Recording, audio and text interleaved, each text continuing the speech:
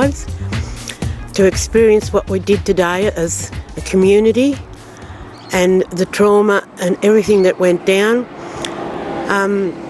We weren't happy with the decision. To us it seems like the white people today in this country has got an open slaver to go and tie nooses around our young kids' necks. That went through a process today in court, and it was the most difficult situation I've ever experienced, and I've sat through every black death in custody in this country. I was involved in the first black death in custody in Wee Waa. Today it's been a sad, sad day for us as a community. I want to talk now of my experience and actually saw how the system operates. My sister Ada and myself and the mother of Alan Boland, who's the victim of all this, was called in to talk to the prosecutor and the superintendent of the Goondiwindi Police.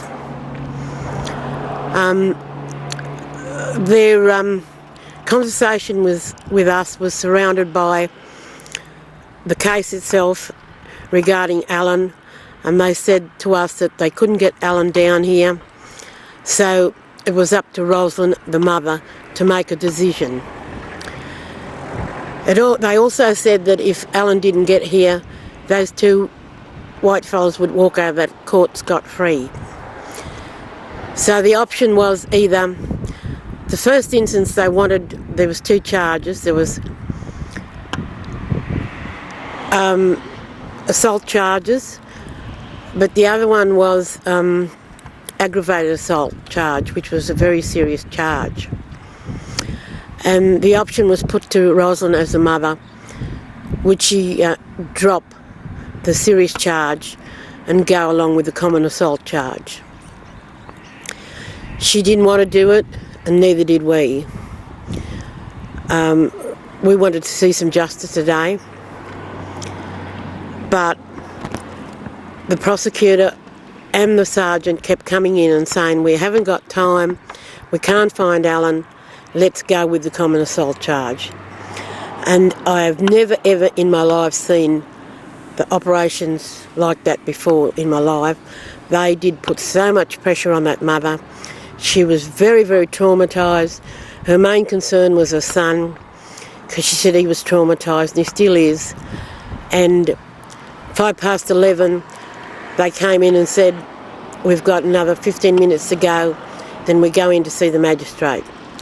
They threw 3 pieces of paper down for Ada, Rosalind and John, who's the guy from the Toowoomba Legal Service, to sign an agreement to say that they would drop that other charge.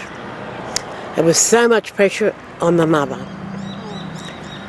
She wanted justice, she wanted to go on with it, but the pressure that I saw put on her today was just unbelievable. I reckon they can do anything, almost anything they want to, you know. I just feel very sad because, you know, I just feel that our people are nothing. I am absolutely, I just can't get over it. Because, you know, I work with the police, with the youth, and I know them. And what they did today, I didn't realise. I didn't realise until now that I know the truth. I know the truth. And I feel terrible. I just feel really awful about it because, you know, it seemed like they used me as well to get their way with Rosalind, you know. That's just how I feel today, right now. I just feel really, really hurt for being used. It's overwhelming. It's such a big thing. There's many levels here to this case, and the point I was just trying to add on to Auntie Ada there is any little bit of trust that might have been developing in the community between Gundi and Toomelah and Bogga has just been blown out the window. You know, it's just so disheartening. And my mob's from this land, and I come and visit, and I see from an outsider point of view, I see what's going on. and I always thought there was hope. But it's just been blown out the window today. It's very demoralising, and to know that, at that level there's no justice, and then you've got a bigger level of drug dealing happening, and the connections happening there. That hasn't come out today. That's what's happened. The truth hasn't come out today. It's been covered over. People have just been bullied, and no justice happened, and we feel very disempowered. And what do we do next? It's very serious stuff that happened, and it's going to take a lot of work to make things right, and to give that support and trust back. And I don't know if it's going to happen. And the only positive I see is the community, Toomelah mob, and everyone has to pull together stronger. Well, the thing is, for me, I see that it's not just the legal system. There's a whole range of other sectors of human rights that are involved, and it's like Toomelah, the people of Toomelah and Boggabilla is like, in a world of its own, where it's cut off from communication to the outside world when you sit down and examine it in lots of different ways, with the police, health, education, all sorts of different aspects of human life. It is sad. It does feel oppressive. People go away. You just went away with that kind of heavy feeling, and how do you rise up again tomorrow to face the day with what? What do you use? We're talking about unity in the community, but like everybody's got their story. Every family's got big heartbreaks of unfair treatment and grief, loss, and great difficulty in coming back and surviving. It's just been trying to survive, and I don't see that